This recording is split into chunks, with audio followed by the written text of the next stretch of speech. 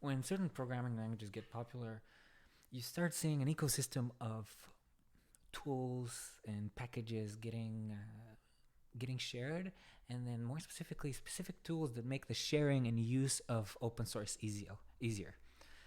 So, for example, uh, Ruby does it with Ruby gems. Node, there's a Node package manager for JavaScript, and so on for other programming languages.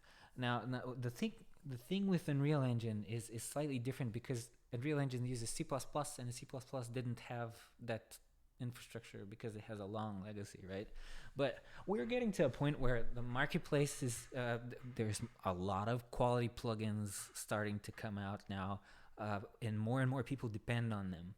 And so I think to give you an example of where we could be going in the future, if we wanted to make this more of a platform where more people reuse code, more people share code, I'd like to draw some inspiration from the Rust package manager.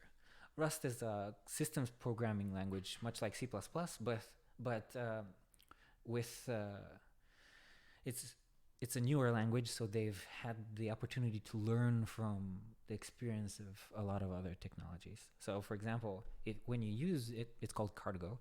You can download packages, all of their dependencies, compile them, make them distributable, upload them to a registry, and the registry looks like this. You can see, for example, here's let's say base 64, something for encoding. You can see there's a README for the package. You can see all its versions and dependencies. So what other packages it depends on, and who depends on that package, which is really interesting. And some metadata here. So for example, I can see the repository, and then every package has this manifest file that's like describes the dependencies of the package and so on, and the different metadata for it. And also, there's tools for auto-generating documentation from the source code. So you get all of this for free, right, when you publish your package.